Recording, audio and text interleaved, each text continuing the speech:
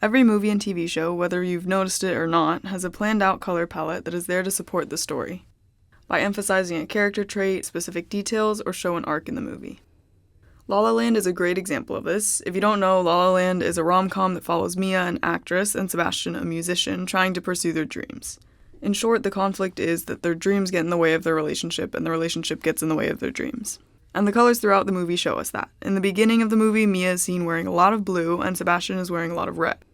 Over time, they start to wear more of the opposite color. And at the best points in the relationship, purple is a prominent color. In this movie, blue represents the characters' current stable realities, while red represents the risks and challenges involved in pursuing their dreams. Many people work together to create this color scheme in movies. The director, costume designers, set designers, cinematographer, and the colorist. While they all play a big role in the color, I'm going to focus on the colorist and what they do. The colorist is a person who makes sure the colors in the film support the themes, emotions, and messages in the film. In pre-production, the colorist makes a color script where they show what colors appear when, and how they change throughout the film. In post-production, the colorist edits the footage to look as realistic as possible and emphasizes certain elements. Here's how you can do some of these things for your own films. To start, I went on ShotDeck and found shots from various movies that I liked the looks of, and I grouped them together to serve as inspiration for 3 scenes that I was going to shoot. When you film something on your camera or your phone, there's an automatic color correction happening in the camera, so the footage you get is different from what the camera sensor is capturing. This is called Rec. 709. Log footage is different. It doesn't have the automatic color correction applied to it, so you have a lot more flexibility in editing. When you shoot log footage, it looks flat or washed out before you edit it. The other format, HDR, High Dynamic Range, basically means that the highlights are brighter and the shadows are darker. It also makes a more detailed and vibrant image, as opposed to SDR, Standard Dynamic Range. So after learning all that stuff, I shot my scenes. 1 in log and 2 in HDR. Then I opened up DaVinci Resolve to start editing. So here's how I graded my footage. Here's my log footage, and you see it looks pretty flat.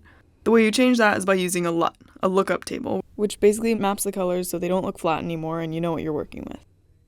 I downloaded some LUTs for free on the Canon website and picked the one that I liked best. Then I added it to a node. Think of nodes like layers in Photoshop or Illustrator. They make adjustments on the image without affecting the changes that are made on other nodes. The image still wasn't fully color graded yet, so I made a node before the LUT to make some exposure adjustments based on the waveform graph, a scope. These are all called scopes, and they're used because they're more reliable than your eyes. The ones I use most often are the waveform and vector scopes. The waveform scope helps you see if you need to lower or raise the shadows and highlights. The vector scope helps you correct skin tones. If you put a mask over the subject's skin, then go to the vector scope, you can see if the colors are not in line with the reference, and then fix it by changing the tint. On the same note, I made the highlights slightly orange and the shadows slightly green as a stylistic choice. On another note, I gave the highlights glow effect to make the footage look more dreamy. For the HDR footage, I changed the color science to color managed and changed the color processing mode to HDR. Then color graded it as usual. So after I'm done color grading, I need to have the correct export settings to preserve the changes I made to the footage. First, I'll change the codec to H.265 for higher quality video. Made sure the resolution was Ultra HD because I shot it in 4K. Changed my color space tag to Rec. 2020 because it covers a wider range of colors than Rec. 709. Then I added it to the render queue and rendered. So that was what a colorist does and how to be a colorist for your own films. I hope you learned something and can apply this to the work you do in the future.